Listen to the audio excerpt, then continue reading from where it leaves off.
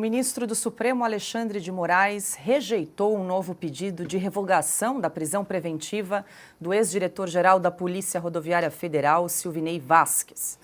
Na decisão, Moraes disse que continuam presentes os requisitos para a prisão preventiva previstos no Código de Processo Penal. A defesa de Silvinei Vasquez alega que ele não oferece risco às investigações. Os advogados afirmam ainda que o ex-diretor da PRF tem sofrido com problemas de saúde. Ana, vamos lembrar aqui que Silvinei Vasquez está preso desde o dia 9 de agosto de 2023, sob acusação de interferência no processo eleitoral de 2022. Então, Paula, vocês estavam falando exatamente sobre o feliz editorial do Estadão, né? Que até anotei aqui, onde eles colocam uma frase que é a síntese do que nós estamos vivendo, que é a permanente e extravagante presença da Corte Constitucional em um ambiente completamente de insegurança jurídica, e eu iria até além, Paula, de loucura, né? De loucura jurídica, porque não bate o que a Corte faz, o que Alexandre de Moraes faz, como apenas um ministro do Supremo Tribunal Federal, não bate com as nossas leis. Aí voltamos, né, na nossa primeira notícia do ministro Barroso, quando ele diz que não há ideias próprias e que ninguém é dono da verdade. Pois bem, está aí mais uma prova de que eles têm ideias próprias, de que eles são donos da verdade, ou pelo menos eles pensam que são donos da verdade. Então, Paula, diante de uma loucura, né, jurídica absurda, a OAB precisa se manifestar com mais ênfase. O Congresso precisa se manifestar com mais ênfase durante o ano de 2024. Ou porque é um ano importante de eleições, não vamos misturar, não vamos deixar, né, aqueles esquemas e aqueles conchavos dentro do Congresso morrerem, então vamos deixar para lá. Nós vamos esperar mais um ano que essas pessoas continuem presas ilegalmente, inconstitucionalmente, sem o devido processo legal, sem o devido respeito às nossas leis, né, ao Estado de Direito. Nós vamos esperar mais um ano? Não, a eleição, então não vamos mexer com isso. O Congresso precisa se manifestar, Paula. Não dá mais, né, para aguentar tanta inconstitucionalidade. E de pouquinho em pouquinho, as nossas liberdades vão sendo cerceadas, nós vamos sendo amordaçados, os conchavos e os acordos no Congresso continuam.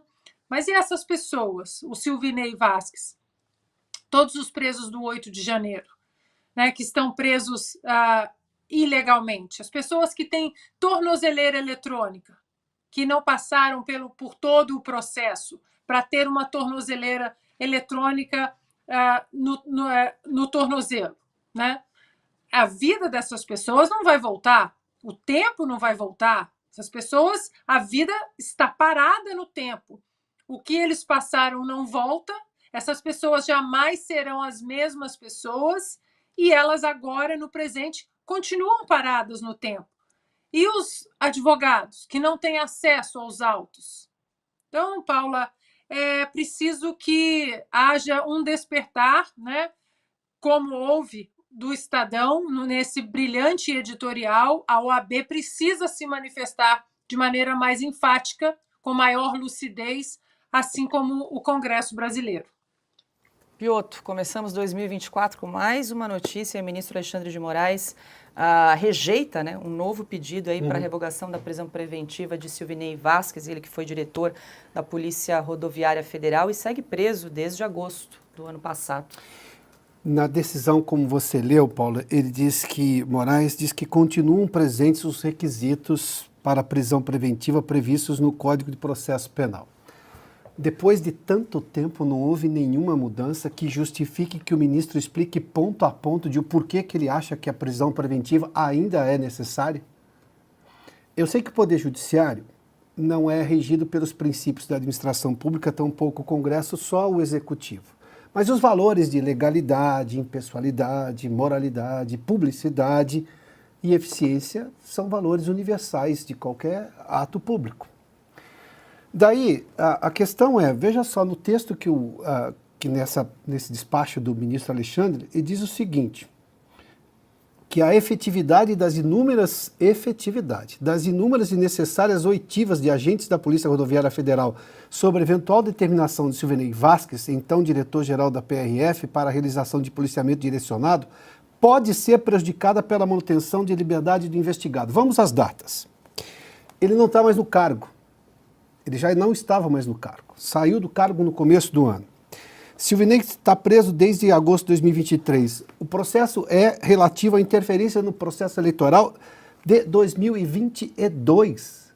Onde é que se justifica tudo isso? Eu vou explicar, ou pelo menos entender, como a gente vive uma certa anomia nesse país. Boa parte vem justamente das decisões do Supremo Tribunal Federal ou do TSE.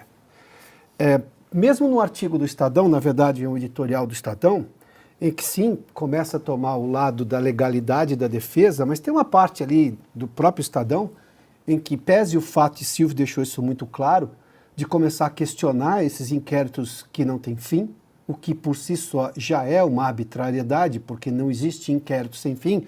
Dia desses eu disse que inquérito sem fim não pode estar na mesma frase, ponto. Simples assim. Mas vamos lá. Ele reproduz ainda a ideia do golpe, chama de golpistas. Essa narrativa não cola mais. Mas tem um trecho lá do Estadão que diz assim, além da questão jurídica, perdão, acho que é esse trecho aqui que ele fala, né? O Supremo cumpre seu papel em defesa da Constituição não apenas quando abre o inquérito para apurar fatos antidemocráticos, mas também quando encerra essa investigação. Tudo bem, que ótimo, concordamos com isso. Aí depois diz que o Supremo, em algum momento ali, tomou para si a defesa, mesmo que em momentos mais difíceis. O que é um momento difícil numa democracia que não permite o advogado acessar os autos, como a gente noticiou aqui por diversas vezes? Onde é que estava exatamente o Estadão naquele momento?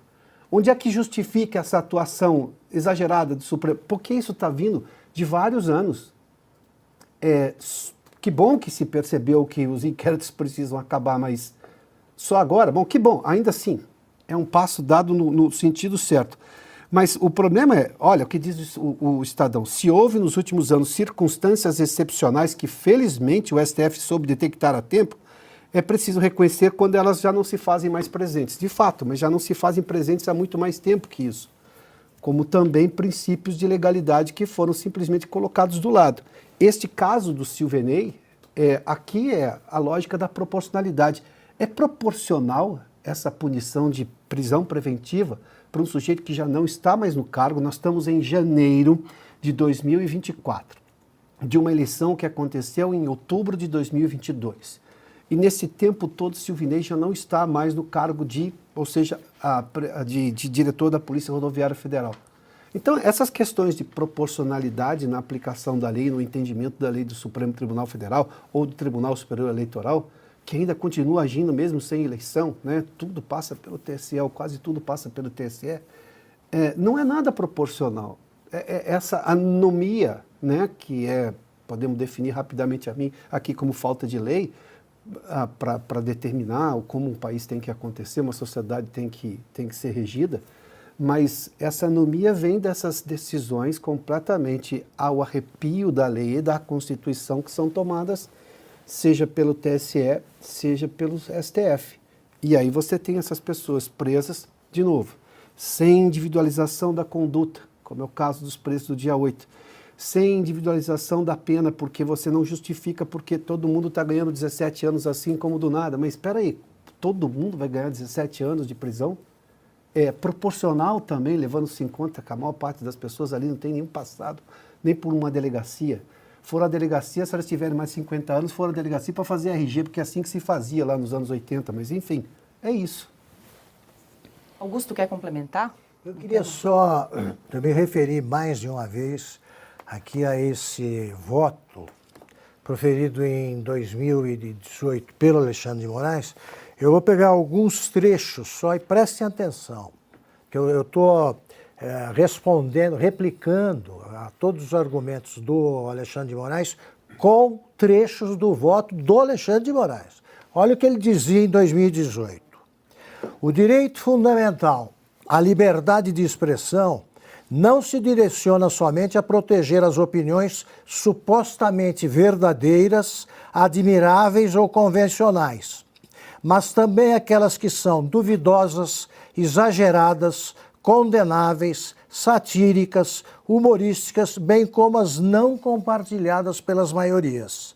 Ressalte-se que mesmo as declarações errôneas estão sob a guarda dessa garantia constitucional.